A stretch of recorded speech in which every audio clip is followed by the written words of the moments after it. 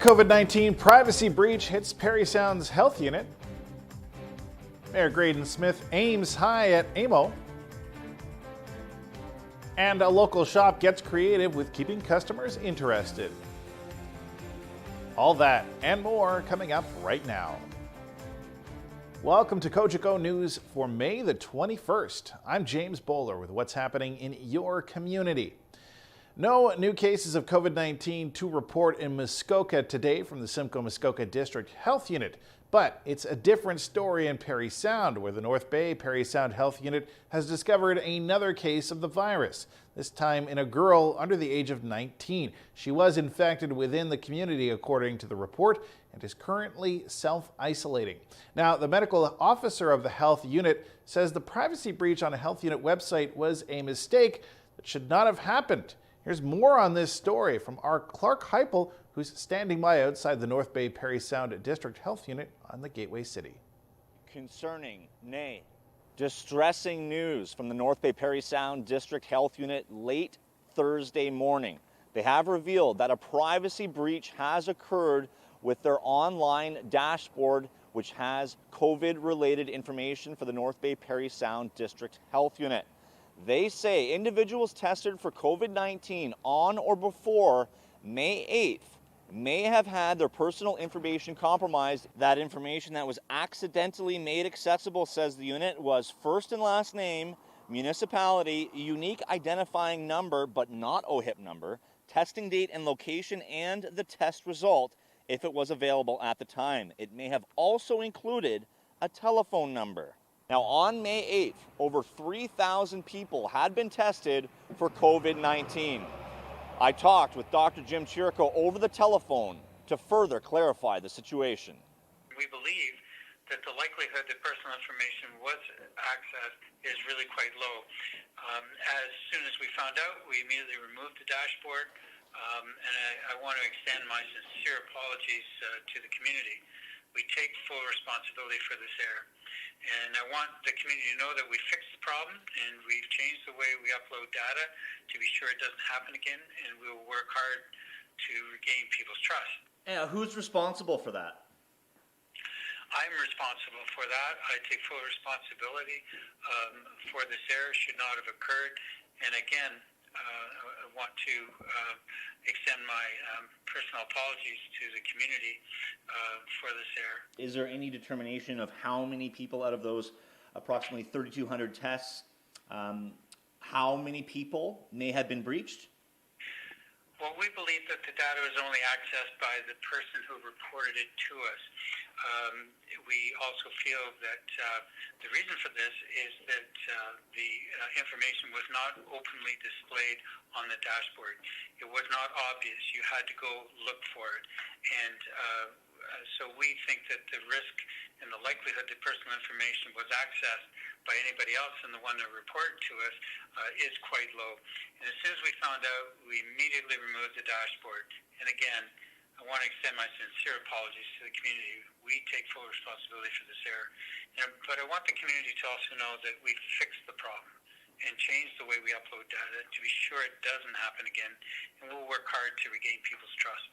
Now, Doctor, in the press release it states that people are encouraged to call in if they have concerns. Have people been calling in? If so, what have you been hearing? For the most part, yes, that we've had people calling in, and people have been actually really, really supportive. We are following up with letters to all of the affected individuals. And on May 8th, there was just over 3,200 tests. Will you be sending out 3,200 letters? We have, our numbers are approximately 3,012. Yes, there were some with no fixed addresses, so that would be reduced. But yeah, there are approximately 3,000 letters that will be going out. If you have questions about your privacy, you're encouraged to contact the health unit. Reporting for Cogeco News, I'm Clark Heipel. Let's send it back to James at the news desk. Thanks, Clark. And we are going to take our first break, but when we come back, a chat with Bracebridge's mayor about which seat he's aiming for at AMO.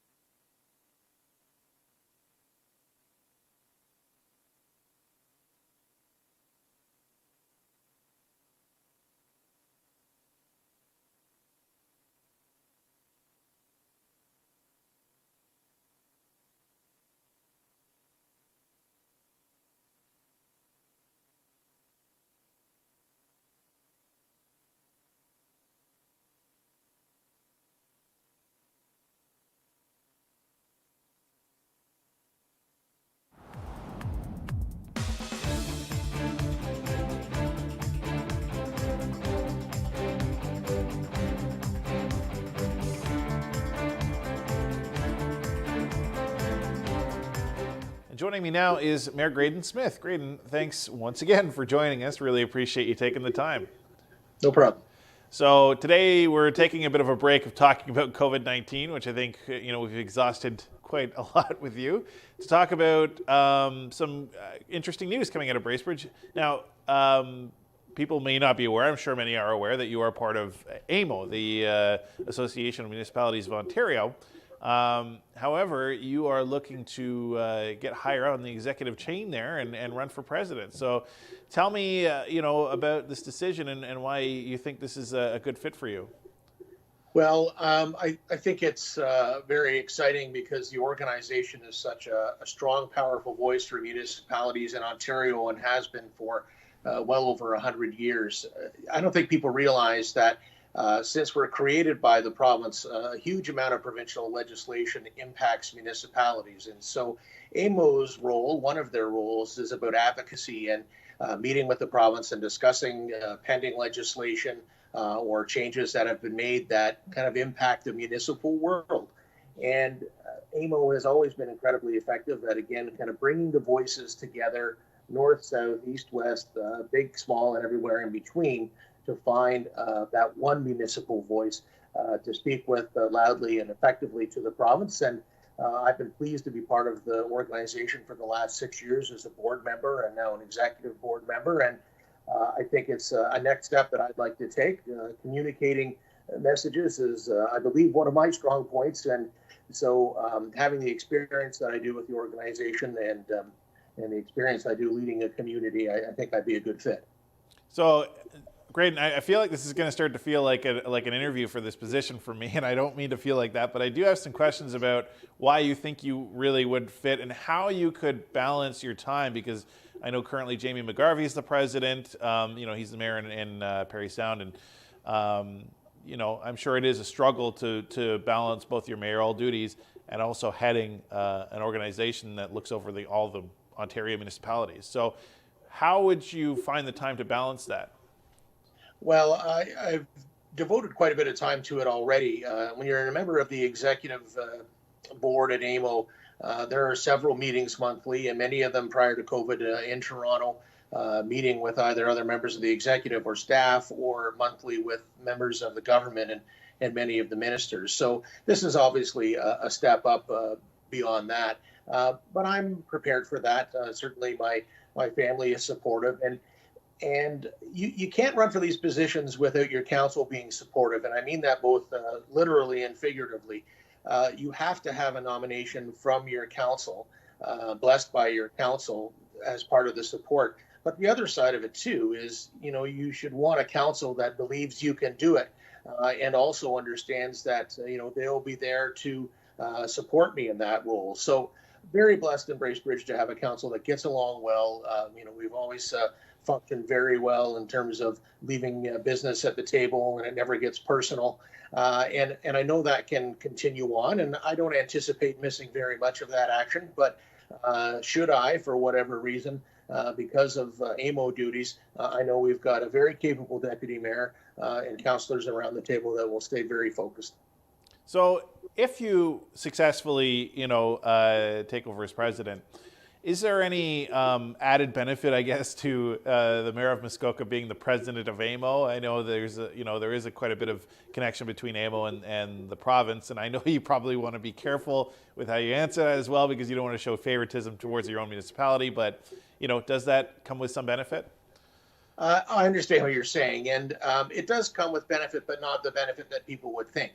I think the benefit is that we can have a representative, whether that's me or in the past has been others like Fran Coleman around the AMO table, that can tell the Muskoka story as part of the broader perspective.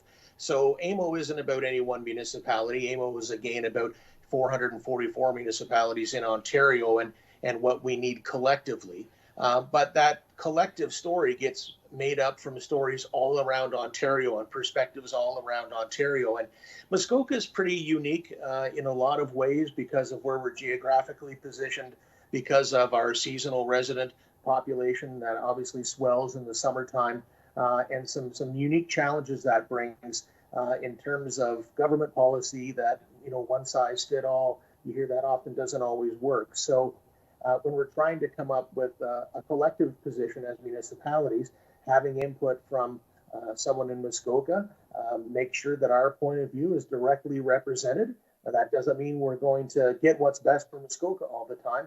It means we're going to take all those positions and do what's best for all municipalities in Ontario through AMO.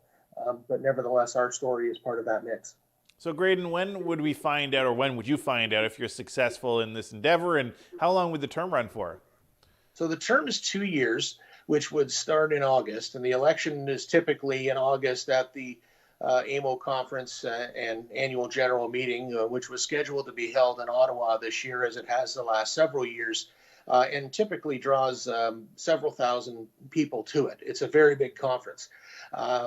Of course, because of COVID, we're doing things differently this year and running a virtual conference with many of the same components, including an election, if that is necessary. So June 22nd is the closing of the nomination period. There may or may not be other people that want to go for that position as well. And I know that everyone's heart is in the right place, in this. And if they do, we'll certainly welcome the discussion of who can best lead the association. And if they don't, I guess I'll just prepare starting around the end of June for a new role that will commence in August. Fantastic. Well, we all look forward to the result of this, and I'm sure we'll have our fingers crossed that you are successful, and look forward to seeing how you do in the president's chair. And I wish you good luck on a personal note as well. Well, I thank you very much for that. And as I said, it really is an honor to represent municipalities in my existing role on the AMO board. So if I can continue to do that in an enhanced way, I'll really be proud of that effort. Thank you. Thanks, Graydon, and I appreciate you taking the time. We are going to take a quick break. We'll be right back after this.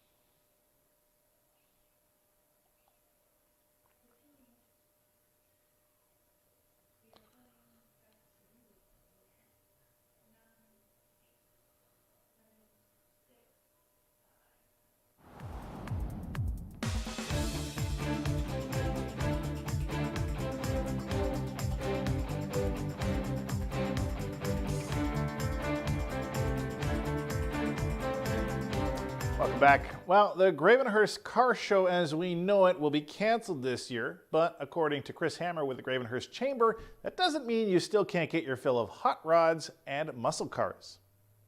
So Chris, a bit of unfortunate news coming out of Gravenhurst.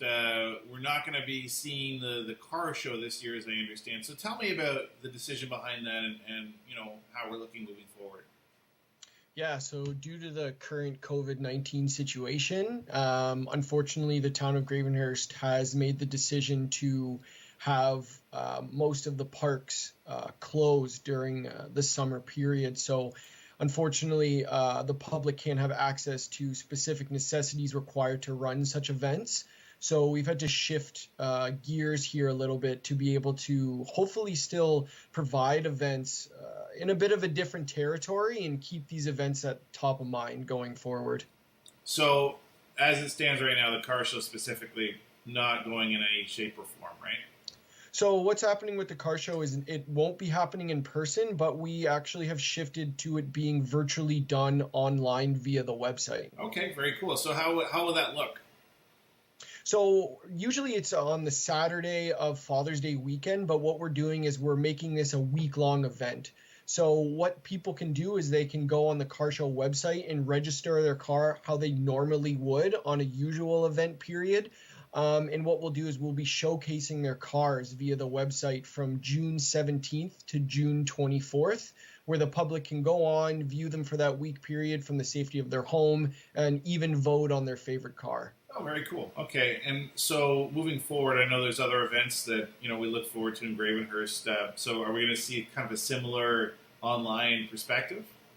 Yeah, so right now for other similar events that are going on in Gravenhurst, we're kind of in the working stages right now to figure out how we can do something virtual again. Mm-hmm. Car show is something that was a little bit easier because, again, it's very easy to just kind of view cars online. I mean, that's how we do a lot of it, stuff like that already. But in terms of things like Docksides and other festivals, we're in the working kind of process right now to figure out how we can transition, but still give light to the artists and everyone who participates. So it's a bit of a fine-tuning process we're going through right now. Fantastic. And I'm sure people can keep updated on your website through all this with this information. Yeah, so actually everything for the car show, they can go to www.gravenhurstcarshow.com. And then for everything else kind of going on in Gravenhurst right now, they can visit www.gravenhurstchamber.com. Fantastic. Chris, thanks very much for taking the time. Thank you so much for having me on. We are back to the break, but stay tuned to find out how one bookstore is using social media to stay relevant during COVID-19.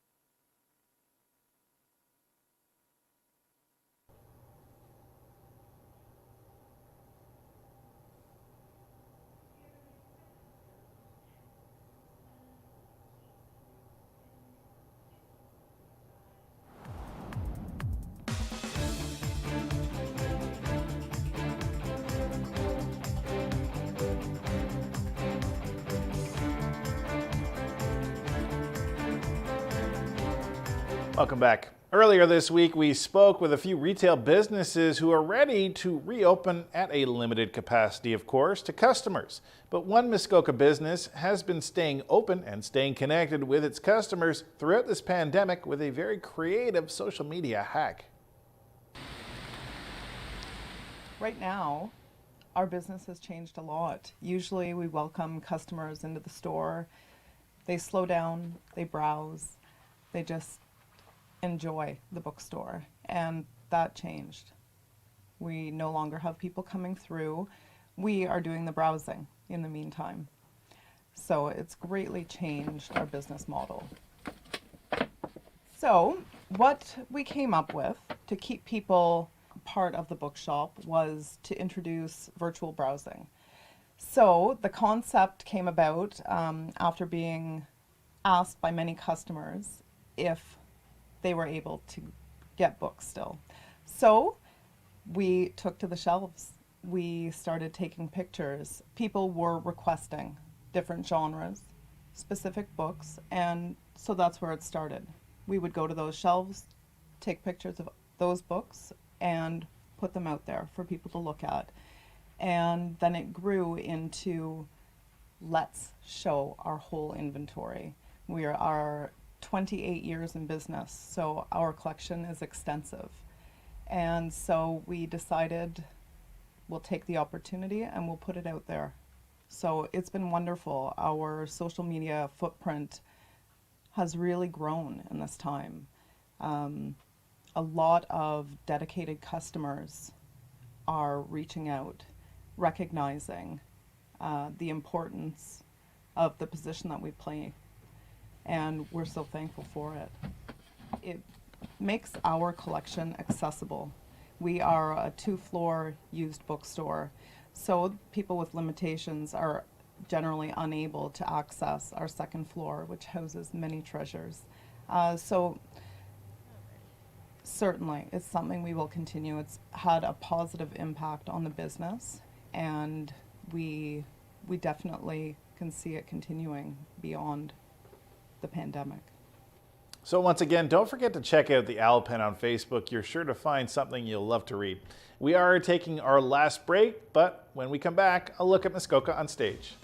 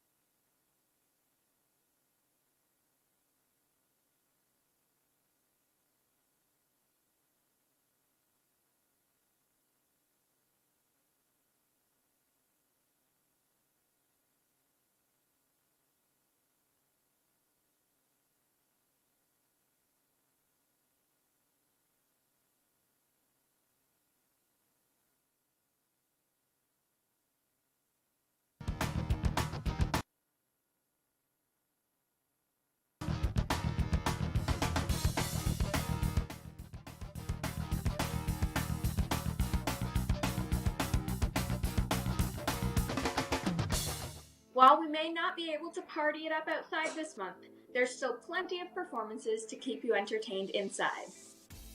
Get your ears ready for another session of Hunters Bay Radio's Quarantines, this week featuring Denny Gauthier, an artist that Canadian Beats calls a prolific storyteller who entwines heartfelt emotional lyrics with appealing soundscape.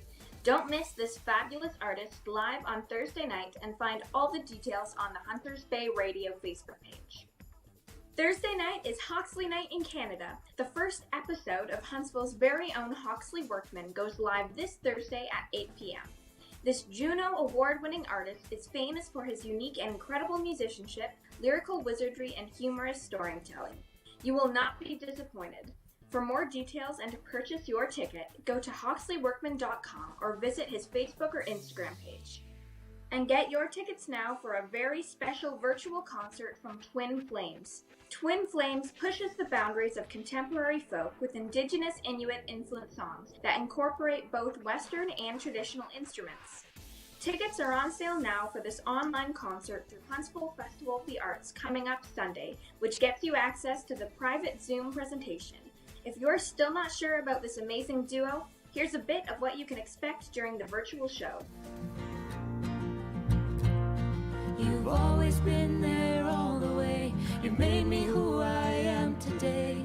You believe in me. You believe in me. That's it for this week, but make sure to tune in again next week for some more great virtual shows.